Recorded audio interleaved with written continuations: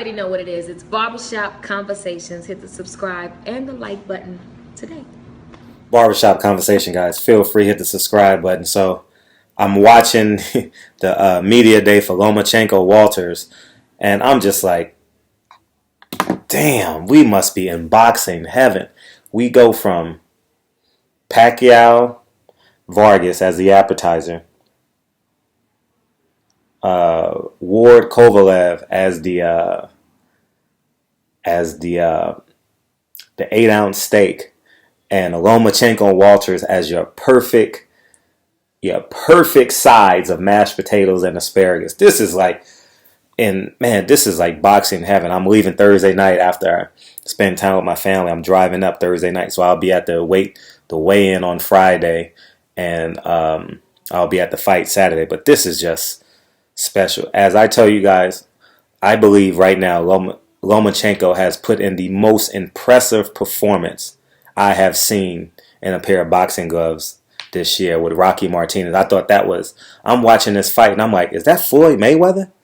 Excuse me, is that Money Mayweather? That was the most perfect performance I saw this year. Errol Spence probably comes in probably a close second. If you combine Algieri and Bandu together, he just whitewashed them offensively. But Lomachenko's footwork he was just so fluid, and this is just a hell of a fight again. Again, salute Bob Arum for putting these two guys in the ring as he did Crawford and Postol. This is one hell of a fight, and right now I think Lomachenko is arguably now, but in 8-ounce gloves, he is the most talented boxer puncher we have. I think he is super duper special. I told him to his face at the Kovalev weigh-in, I says, I consider you one of the baddest man on the planet. The winner of Ward Kovalev definitely gets pound for pound, without a doubt, get the number one pound for pound title. But in 8-ounce gloves, Lomachenko is probably the best. In 8-ounce gloves, he's pound for pound the best. I don't think Chocolatito even comes close to him. But this is one hell of a fight. I'm really going to look at Walters. I hope that he's in good shape. That he blows up in between fights, and he's had difficulty making weight at times. I want to see how comfortable he is. It's not necessarily what they look like, because as young fighters, you're going to look really good. But just in terms of their energy levels and how they interact with the media, their nuances, how they walk and how they talk. And so I want to look at Walters before I make my final prediction. But if I'm a betting man today, I put my money on Lomachenko. You know what I mean? I definitely put my money on I think Lomachenko is special. Does Walters have the Salcedo in him? Not many fighters do. I'm not talking about power. I'm talking about the ability just to get the shit done no matter what. To take the double jab just to land that right hook on the hip or that left hook on the hip. Salcedo took a lot to beat Lomachenko. And as we saw in the draw, was it the draw? Was Vargas a draw? Salcedo Vargas, was that a draw or Vargas 1-1? I can't remember off the top of my head, but it takes a lot to beat a Lomachenko, So right now I'm leaning towards Lomachenko, so maybe they'll redeem themselves. I'm a huge Lomachenko fan. I genuinely like him, and the irony of this whole situation is, because of how HBO did Ward, and what their stump speech is support Eastern Europeans and not support Americans. You know what I'm saying?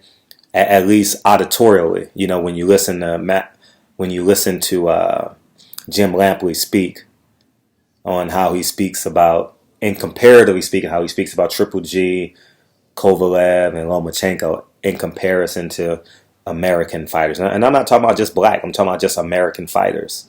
So I'm excited for this fight.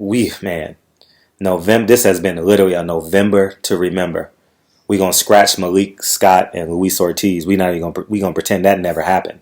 But this is a great fight. Right now, I have Lomachenko winning I don't know by knockdown yet. Yeah, late stoppage. Right now, I have Lomachenko winning late stoppage. Late stoppage after 7. That's mid stoppage. So, yeah, 9. Around 9. 9 on. I see Lomachenko stopping him right now. So, Barbershop Conversations. Feel free to hit the subscribe button. Man, we got a hell of a boxing calendar. Hell of a boxing calendar. And we get it again in December. You know, we got the names in December, but the 7th, we'll talk about that later. But November, this has been a November to remember. In my pre-fight prediction, I have Lomachenko winning by stoppage. That could change when I get to Vegas. But and another thing I want to say about Lomachenko too is he's a good interview too. Like, I've interviewed him 3 times in the past 2 weeks. I've interviewed him 3 times in the past 2 weeks, and he's been awesome. He's cool. And every time I look at him, he looks like he's at 138, 139. You know, it'll be easy for him to make weight. You know, he looks really, really good. He looks really, really lean. He looks like the perfect fighter.